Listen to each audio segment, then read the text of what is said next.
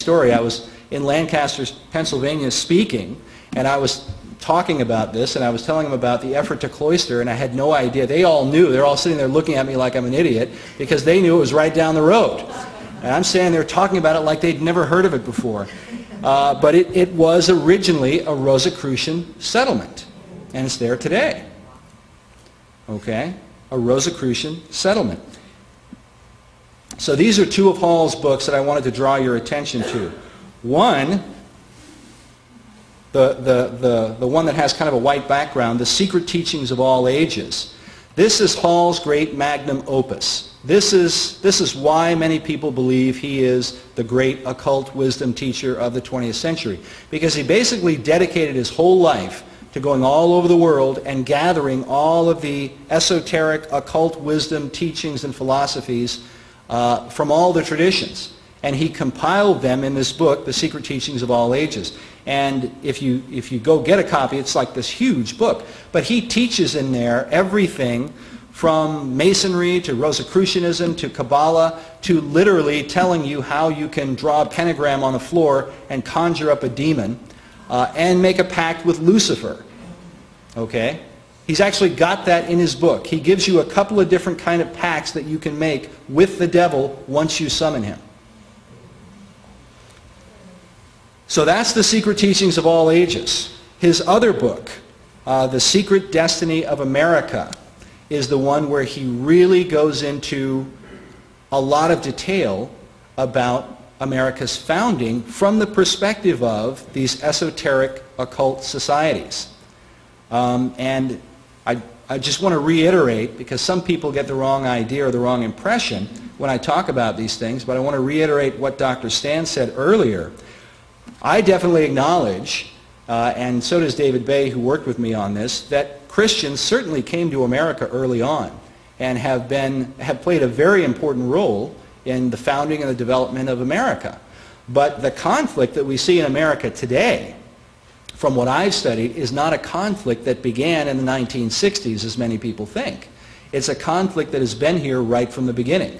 In fact, if you read the writings of William Bradford, who came over on board the Mayflower and was the chief governor of the Plymouth colony for like 30 some odd years. He wrote a history of the Plymouth plantation. If you read his history, he talks about very early on a neighboring colony that erected a maypole. Okay? And they were getting drunk and bringing in the Indian women, and they were dancing about it in these pagan ceremonies. And he talks about how it looked as though they were resurrecting the bizarre orgies of the Bacchanalia. And so he had an awareness. It's very clear. And that's the Bacchanalia, this worship of Bacchus, the ancient god Bacchus.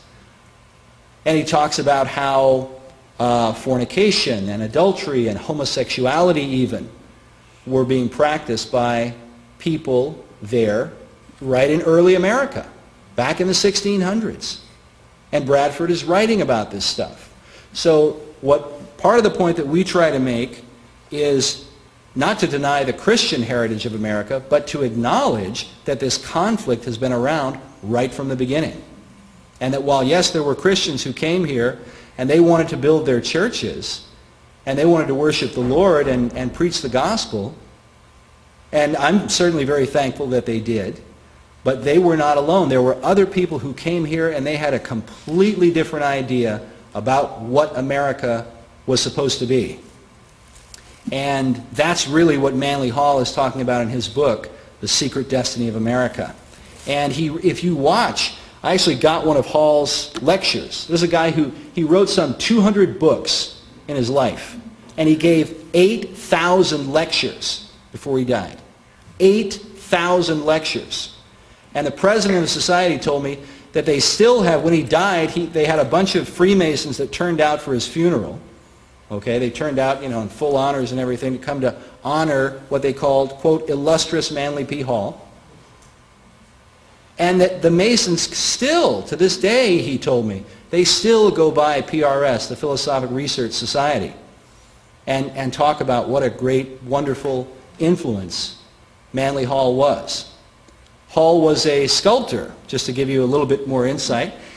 He only did 3 sculptures in his lifetime. One of them was of Mahatma Gandhi. The other one was of Madame H.P. Blavatsky. And the third one was of Albert Pike. Those 3. And then he said he was done. That's what the president told me anyway. So this is a quote from Hall in Secret Destiny. He says, quote, "The English program was under the direction of Sir Francis Bacon." He's talking about the Baconian societies and the influence of Bacon during the Elizabethan era. He says, "The English program was under the direction of Sir Francis Bacon, and it was his genius that gave purpose to the enterprise. Bacon quickly realized that here in the New World was the proper environment for the accomplishment of his great dream, the establishment of the philosophic empire." And what Hall maintained and what he writes about is that Bacon sent these secret societies to the New World. And in chapter 13 of this book, the chapter heading is literally "Bacon's Secret Society is set up in America." And now what you've got, I want to draw your attention to this picture that Hall publishes in this book. In the center you've got Benjamin Franklin. Most people probably recognize him. You have Benjamin Franklin overlooking the eastern seaboard of the United States. Now behind him is the shadow of Sir Francis Bacon, as though Bacon is influencing the decisions that Benjamin Franklin made. Now we talk in Secret Mysteries about all that Ben Franklin did. Benjamin Franklin was a very high-ranking Freemason. He was most likely a Rosicrucian as well. And I'll talk more about Rosicrucianism here in a minute. He was most likely a Rosicrucian as well. He was the master of the lodge in Pennsylvania, here in America. He became the Grand Master of the lodge in Paris, France. He initiated Voltaire in France. Other members of that lodge were John Paul Jones and the Marquis de Lafayette, who fought with George Washington. Lafayette, when he came to America, brought with him a guy named Pierre-Charles L'Enfant. L'Enfant was the architect who designed the city layout for Washington, D.C. Okay, with all that in mind. So Benjamin Franklin is Grand Master of the Lodge in Pennsylvania, Grand Master of the Lodge in Paris, and he's a member of a secret group in England known as the Hellfire Club. And he was very good friends with a guy named Sir Francis Dashwood. And Dashwood was the founder of the Hellfire Club there in England. It was a very occult society that dedicated a lot of time to mocking Christianity and having all of these anti-Christian ceremonies and things like that. And they actually had a phrase written above the entrance, the entryway to the Hellfire Club, which went down into this underground area. And the phrase was, "Do what you will shall be the whole of the law." And what they were doing, this is centuries before the Satanist Aleister Crowley, which many of you will know if you've listened to Dr. Stan or if you've seen the video, "They Sold Their Souls for Rock and Roll." You know how nefarious Aleister Crowley was. Well, long before Crowley, there was the Hellfire Club.